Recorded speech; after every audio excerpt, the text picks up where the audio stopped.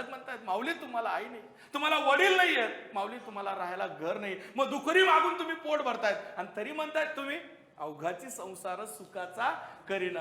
मग ते आलेले जे साधक होते ना ज्ञानोबा त्यांना एक दृष्टांत देतात. त्यांना सांगतायत एका खेड्यागावामध्ये एका शेतकरी राजाला 4 मुलं होते आणि 3 मुलं न शिकलेले होते. त्यांचं लग्न झालं आणि चौथा जो आहे थोडाफार शिकलेला होता.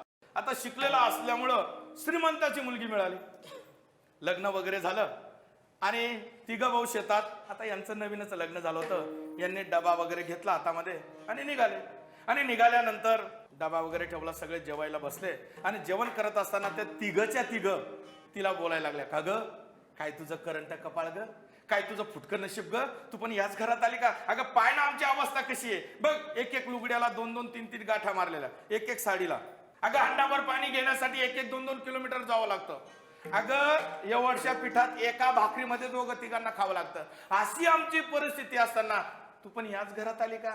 मग त्यावेळेस ती नवीन आलेली मुलगी म्हणते, ताई मला तुमच्यासारखं घाबरायचं काम नाही, मी माझ्या माहेराला जाईल आणि माझ्या माहेराला जाऊन माझ्या आई वडिलांकडून थोडंफार काही आणीन आणि मी माझा संसार सुखाचा करीन. आलेले जे साधक होते ना त्या साधकांना ज्ञानोबारांनी जे उत्तर दिलं अभंगाचं दुसरं जाईन गे माये तया पंढरपूरा, जाईन गे माये तया पंढरपूरा, जाईन गे माये तया पंढरपुरा, जाईन गे माये तया पंढरपुरा.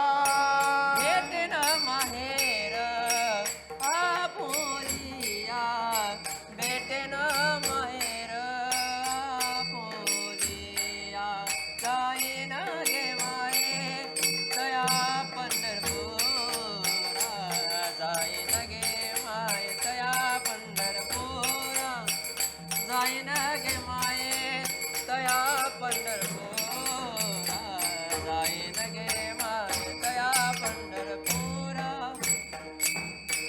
ज्ञानोबा त्या साधकांना सांगतात, जाईन गे माय तया पंढरपुरा, भेटे ना माहेरा आपुलिया.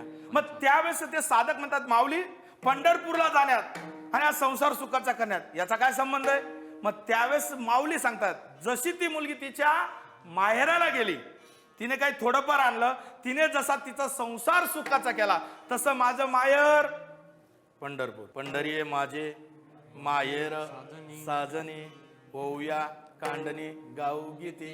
हो, रुक्मणी माता ही माझी आई आहे, भगवान परमात्मा माझे वडील आहे, मी माझ्या आई वडिलांकडे जाईल, थोडंफार आणीन, मी माझा संसार सुखाचा करीन. मग ते साधक म्हणतात, माऊली त्या मुलीचे वडील श्रीमंत आहे, तुमचे वडील श्रीमंत आहेत, माझे वडील राजे आहेत, कानडा राजा पंढरीचा. बरं राजे आहेत, गावाची पाटीलकी आज सुद्धा त्यांच्याकडे आहे. ते गाव कोणतं माहितीये, जंबूया दीप माझी एक पंढरपूर गाव, धर्माचे नगर देखो विठू पाटील त्याचे नाव. बरं पाटीलकी आहे, राजे आहेत, उदार पण आहेत, उदार होतो हरी ज्याची कीर्ती चराचरी. हो माझे वडील उदार आहेत, राजे आहेत, श्रीमंत आहेत. मग माऊली तुमच्या आई वडिलांकडे जाणार, मग तुम्ही भीक मागणार का. हा मग त्यावेळेस ज्ञानोबा सांगतात, मी भीक मागणार नाही, माझा जो राहिलेला हक्क ना तो मागेल. सर्व सुकृताचे फळ मी क्षमा मी देईन, माझा राहिलेला हक्क मी मागेल. पण पंढरपूरला जाव तर काय पाहिजे, प्रेम पाहिजे, प्रेम, निष्ठा पाहिजे, निष्ठा निष्ठी नाही. काही लोक निष्ठा निष्ठी करतात, अहो चला पंढरीची वारी, आलो असतो पण काय करता पाऊस आला नाही काय नाही. हे निष्ठा निष्ठी, निष्ठावंत भाव भक्ताचा तळमळ असली पाहिजे. तळमळ कशी, कन्या सासुराशी जाय मागे परतून या, तैसे झाले माझ्या जीवा केव्हा भेटशी. हो तुम्ही एकदा त्या माझ्या भगवान परमात्माला भेटा महाराज, आयुष्यात दुसऱ्याला कोणाची भेटण्याची गरज पडणार नाही तुम्हाला. त्या भगवंताला जर भेटले ना तर भगवंत आपलंसं करून घेतो, तो भगवंत आपलासा करून घेतो. बापर कुमा देवर विठ्ठलाच्या आपुल्या सेवेसाठी जाई नगे माय तया पंढरपुरा, भेटे ना मायेरा आपुलिया विठोबार. जय